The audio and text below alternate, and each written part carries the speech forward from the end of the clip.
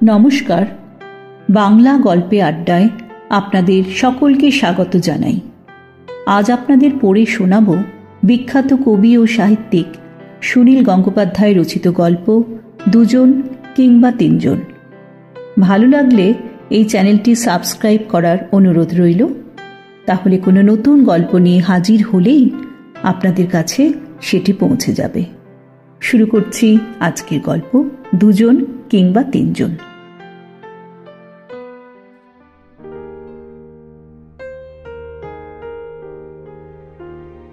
মিলি হলুদ রং একেবারে পছন্দ করে না, সেই জন্যই সে কলা খায় না। যে কোনো ফলের গায়ে হলুদ রং থাকলে তা ছুঁয়েও দেখে না মিলি। ইন্দ্রকে যেদিন প্রথম দেখল মিলি, সেদিন সে একটা হলুদ রঙের টি শার্ট পরেছিল। সেই যে সে ইন্দ্রকে অপছন্দ করে ফেলল, তারপর থেকে কিছুতেই তার মন আর ফেরানো যায় না। অথচ ইন্দ্রর সঙ্গে সরাসরি একবার না একবার তো দেখা হবেই। এই নিয়ে বুলটন পড়েছে মহা মুশকিলে। কলেজের বন্ধুরা বলে বুলটন আর ইন্দ্র হচ্ছে সিয়ামিস টুইন্স, যদিও ওরা মোটেই একরকম দেখতে নয়। বুলটন ক্রিকেট টিমের ক্যাপ্টেন, বেশ লম্বা, আর ইন্দ্র কবিতা লেখে 5'7". ইন্দ্রর চোখে ক্লাস 7 থেকেই চশমা, আর বুলটন মাথার চুলে গিঁট বেঁধেছে। তবু দুজনের দারুণ বন্ধুত্ব। একদিন গঙ্গার ধারে ওদের দুজনকে দুজনের কাঁধে হাত রেখে হাঁটতে দেখে অমিতদা বলেছিলেন, এই তোরা গে নাকি রে? তোরা তো এখন আর বাচ্চা ছেলে না, পুরুষ মানুষ হয়েছিস। পুরুষ মানুষরা অন্য পুরুষের গা ছোঁয় না, যদি না তারা। ইন্দ্র আর বুলটন ওসব কথা চিন্তাও করেনি, কিন্তু এখন ওরা আর কাঁধে হাত দিয়ে হাঁটে না।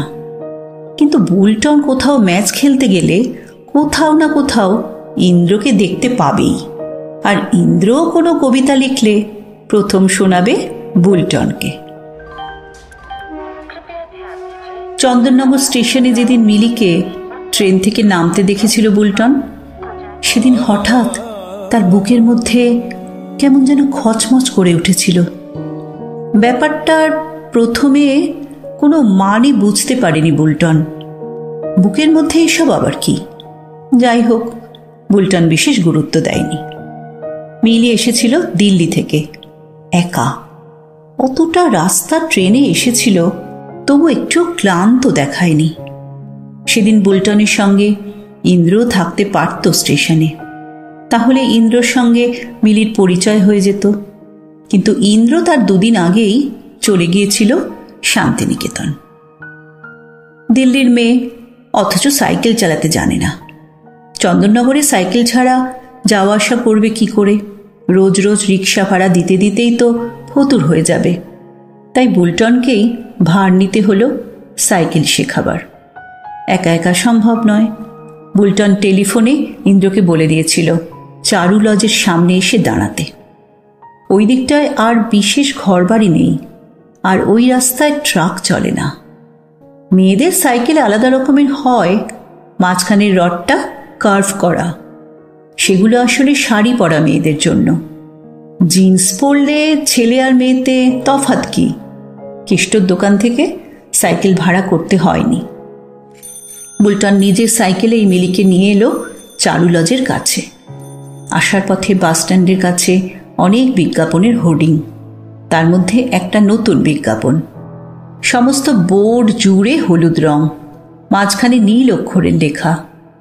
সেদিকে তাকিয়েই চোখ ফিরিয়ে মিলি মুখ কুঁচকে বলেছিল, এত ক্যাটক্যাটে হলুদ রং দেখলে আমার গা গুলোয়। বুলটন রং সম্পর্কে অত কিছু বোঝে না। হলুদ রং খারাপ কেন হবে? দেখতে তো বেশ লাগছে। মিলি জিজ্ঞেস করেছিল, তুমি কলা খাও? বুলটন বলেছিল, হ্যাঁ, ঠিক ঠিক কলা হলে কলা তো খুব ভালো। মিলি বলেছিল, আমার সামনে কখনো খাবে না, আমি সহ্য করতে পারি না, ইটস সো ভালগার। সেই দিনই শ্রীমান ইন্দ্র এসেছে হলুদ টি শার্ট পরে। বুলটন আলাপ করিয়ে দিল, শোন, এর নাম মিলি। আমাদের পাশের বাড়িতে যে হিরণ কাকারা থাকে সেই বাড়িতে এসেছে দিল্লি থেকে। এখানে ডাক্তারি পড়ার চান্স পেয়েছে। কলকাতার হস্টেলে যতদিন না জায়গা পায় এখানেই থাকবে। আর মিলিকে বলল, এই আমার বন্ধু ইন্দ্র কবিতা লেখে, একদিন নোবেল প্রাইজ পাবে। মিলি জিজ্ঞেস করল, তুমি ইংলিশে লেখো? ইন্দ্র বলল, না, বাংলায়। মিলি বলল, আমি বাংলা ভালো বুঝি না, ইংলিশে লিখলে পড়তাম। শুরু হলো সাইকেল শেখানো। 2-3 দিন তো লাগবেই। যারা শেখাবে তাদের বেশ পরিশ্রম আছে, অনেক দৌড়তে হয়। সাঁতার শিখতে গেলে যেমন একবার না একবার হাবুডুবু খেতেই হয়, তেমনি সাইকেল শিখতে গেলেও 2-1বার আছাড় খেতে হবেই। প্রথম দিনটা সেরকম কিছু হলো না। দ্বিতীয় দিনটায় অনেকটা ব্যালেন্স ঠিক হয়ে এসেছে দেখে ইন্দ্র বলল, এবার একটু ছেড়ে দিয়ে দেখ তো বুলটন। ছেড়ে দিতেই ল্যাগ ব্যাক করে কিছুটা এগিয়েই থপাস। দুজনে দৌড়ে গিয়ে ওকে তোলার আগেই বেশ সপ্রতিভভাবে নিজেই উঠে এসেছে মিলি। এটা এমন কিছু ব্যাপার নয়, শুধু দোষের মধ্যে এই যে ইন্দ্র একটু হেসে ফেলেছে। হাসতে হাসতে বলল, তোমার তো দারুণ এবিলিটি। মিলি বুলটনের দিকে তাকিয়ে ঠান্ডা গলায় বলল, একজন পোয়েটকে দিয়ে এতখানি দৌড় করানো তোমার উচিত হয়নি। ও নিজে কি সাইকেল চালাতে জানে? বুলটন বলল, জানে জানে, শেখবার সময় ও নিজে অনেকবার আছাড় খেয়েছে। ইন্দ্র বলল, কিন্তু তোমার মতো এত স্মার্টলি নিজে নিজে উঠে দাঁড়াতে পারিনি। বুলটন আবার বলল, ইন্দ্র সাঁতারও জানে দারুণ। মিলি বলল, এই কথাটা বলার মানে কি? বুলটন একটু ঘাবড়ে গিয়ে বলল, না এমনি। না, আবার শুরু করো।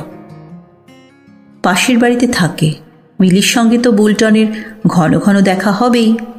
দেখা হয়, অনেক গল্প হয়, আর কিছু না।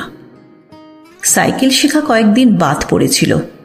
তারা আর একদিন চেষ্টা করতেই মিলি একাই অনেকখানি চালিয়ে ফেলল। সেদিন অবশ্য ইন্দ্র আসতে পারেনি, অন্য কারো সাহায্যও নিতে হয়নি। সাইকেল শেখার সময় একটু আধটু তো গায়ে হাত লাগে, তা নিয়ে কেউ মাথা ঘামায় না। বুলটনের সঙ্গে মিলির খানিকটা বন্ধুত্ব হয়েছে, তুমি থেকে তুই। সেদিন ফেরার পথে বুলটন মিলিকে নিজের সাইকেলে চাপিয়ে আনতে আনতে বলল, এবার তোর জন্য একটা সাইকেল কিনতে হবে। আমি 3 দিনের জন্য পুরুলিয়ায় খেলতে যাব। এই 3 দিন আমারটা নিয়ে পাড়ার মধ্যেই প্র্যাকটিস করতে পারিস। দোকানে টোকানে যাওয়া অভ্যেস কর, আমার সাইকেল আর পাবি না। মিলি বলল, হিরণ কাকার একটা সাইকেল পড়ে আছে, পড়েই থাকে, ওটা চালিয়ে দেখব। বুলটন বলল, ধ্যাৎ, ওটা জাঙ্ক হয়ে গেছে, নতুন কিনতে হবে। পয়সা নেই বুঝি? মিলি বলল, পয়সা না থাকলে তুই ধার দিবি? বুলটন বলল, আমার অত পয়সা নেই, তবে প্রিমিয়ার স্টোর্সের মালিক আমার পিস্তুত দাদা, ওইখান থেকে ধারই কিনে দিতে পারি। এসব কথা বলতে বলতে ওরা বাড়ি ফিরে এলো। নিজেদের দরজার কাছে দাঁড়িয়ে মিলি কিছু না বলে কয়েক মুহূর্ত স্থির হয়ে দাঁড়িয়ে রইল, যেন একটা প্রতিমা। হঠাৎ বুলটনের বুকটা কেঁপে উঠল, ঠিক যেমন হয়েছিল রেল স্টেশনে। এটা কি ব্যাপার? আর কোনো মেয়েকে দেখে তো বুলটনের এরকম হয়নি।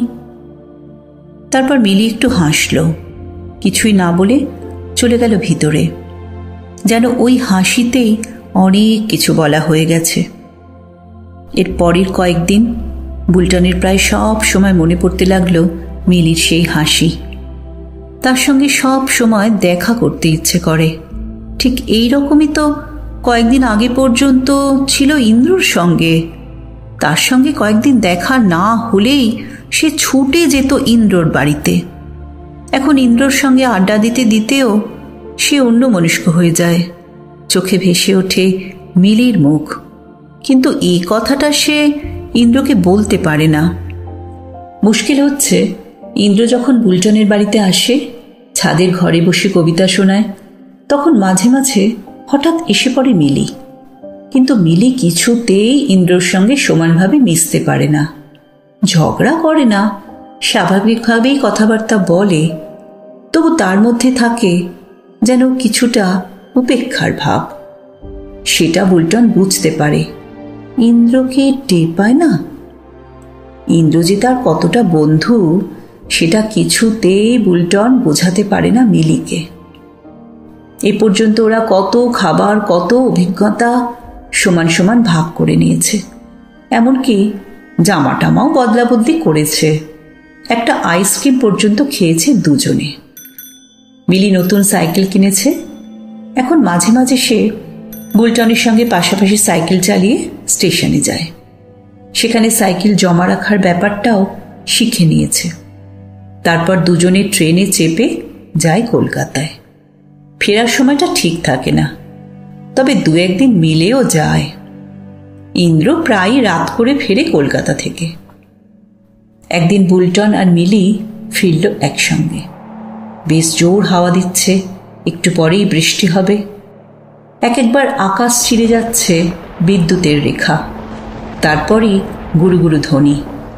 মিলি বলল, তোর বাড়ি ফেরার তাড়া আছে?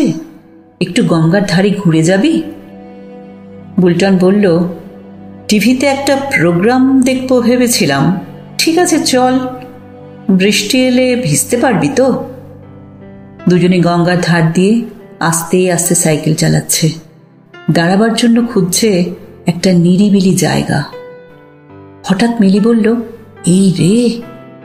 বুলটন বলল, কি হলো, চেন খুলে গেছে?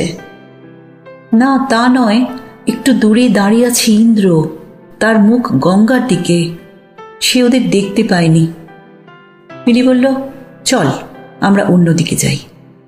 বুলটনের মনে হলো তার মুখে যেন কেউ আচমকা একটা থাপ্পড় মেরেছে। প্রাণের বন্ধু ইন্দ্রকে দেখেও সে অন্যদিকে পালাবে? এ কখনো হতে পারে? ইন্দ্র আজও সেই হলুদ রঙের টি শার্টটা পরে আছে।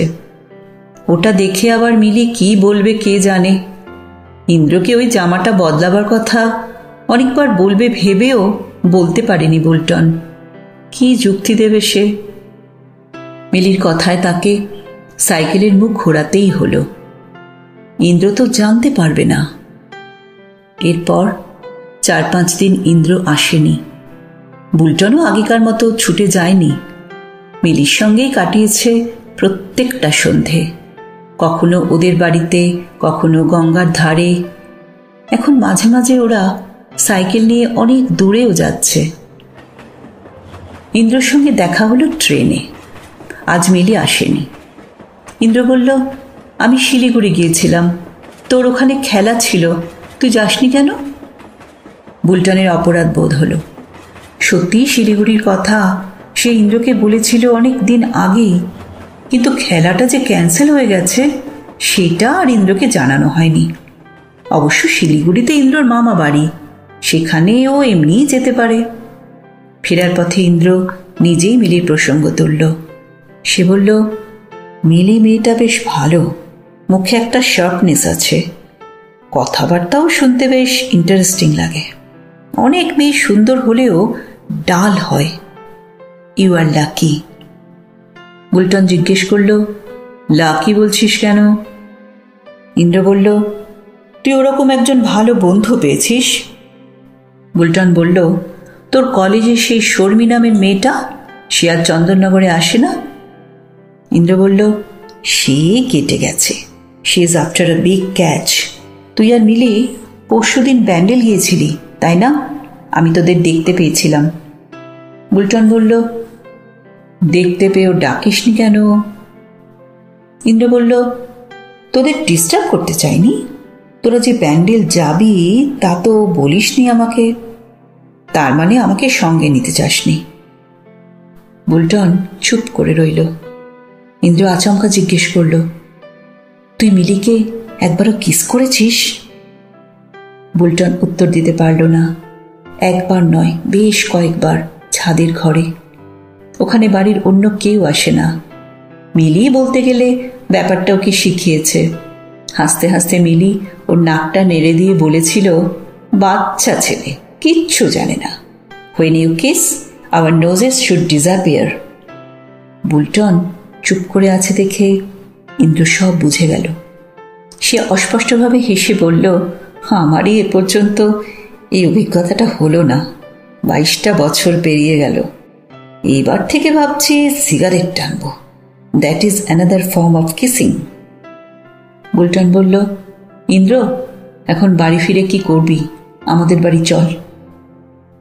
ইন্দ্র বলল, কেন? স্পেশাল কিছু রান্না হয়েছে? আমার কিন্তু খিদে পেয়ে গেছে। বুলটন বলল, হ্যাঁ, মাটন ঘুগনি খেয়েছি ওবেলা। দত্তদের বাড়ি থেকে 1 বাক্স জল ভরা সন্দেশ দিয়ে গেছে। বাড়ি পৌঁছে ইন্দ্রকে ছাদের ঘরে বসিয়ে নেমে এলো বুলটন। পাশের বাড়ি থেকে ডেকে আনলো মিলিকে। মিলি পড়তে বসেছিল। একরকম জোর করেই তুলে আনলো তাকে। এই বাড়ির সিঁড়ি দিয়ে উঠতে উঠতে বুলটন বলল, মিলি, ইন্দ্র আমার বুজুম ফ্রেন্ড। আমি যে কলম দিয়ে লিখি সেটা ইন্দ্র দিয়েছে। আমি যে কিট ব্যাগটা নিয়ে খেলতে যাই সেটাও ইন্দ্রর। এরকম অনেক কিছু, আবার আমারও অনেক কিছু ও ব্যবহার করে। আমি ইন্দ্রকে ডিজোন করতে পারবো না কখনো। মিলি বলল, ডিজোন করার প্রশ্ন উঠছে কেন? আমি কি তোকে কখনো ওর এগেনস্টে কিছু বলেছি? বুলটন বলল, না তা নয়, আমি চাই আমরা 3 জনেই সমান বন্ধু হব। মিলি বলল, সমান? As you like. বুলটন বলল, ইন্দ্র উপরে বসে আছে, ওর হাতে হাত মেলাতে পারবি তো? মিলি বলল, হোয়াই নট। ইন্দ্র মিলিকে দেখে একটু চমকে গেল যেন। বুলটনের হাতে হাত মেলাবার কথা বলতেই ইন্দ্র বলল, ধ্যাৎ, ওর সঙ্গে কি আমার ঝগড়া হয়েছে নাকি? মিলি বলল, কখনো না। ইন্দ্র বলল, আমাকে এতক্ষণ বসিয়ে রেখে কোথায় গিয়েছিলি বুলটন? আমি ভাবলাম বুঝি খাবার আনবি। বুলটন বলল, খাবার আসছে। ততক্ষণ Mili, why don't you give him a kiss? Mili ভুরু কুচকে তাকালো। ইন্দ্র বলল, ছা, কি বলছিস? বুলটন মিলিকে বলল, we share everything you know, even 1 ice cream. মিলি বলল, আমি আইসক্রিম নই। ইন্দ্র বলল, কি সব পাগলের মতো বকছিস বুলটন? বুলটন তবু জেদের সঙ্গে বলল, just for the sake of it, একটা চুমুতে কি আসে যায়? তুই এইটুকু স্পোর্টিং হতে পারিস না? মিলি এবার বলল, is that it? I don't mind. আচমকা সে জড়িয়ে ধরল ইন্দ্রকে, তার ঠোঁটে ঠোঁট। সেই অবস্থাতেই সে ইন্দ্রকে মৃদু ধমক দিয়ে বলল, সিলি বয়, ভালো করে ঠোঁটটা ফাঁক করতে জানো না? Where is your tongue? চুম্বনটি বেশ দীর্ঘস্থায়ী হলো। তারপর বুলটনের দিকে জ্বলন্ত চোখে তাকিয়ে বলল, এবার থেকে ইচ্ছে হলে ওকেই চুমু খাবো, তোমাকে নয়। He is a much better partner.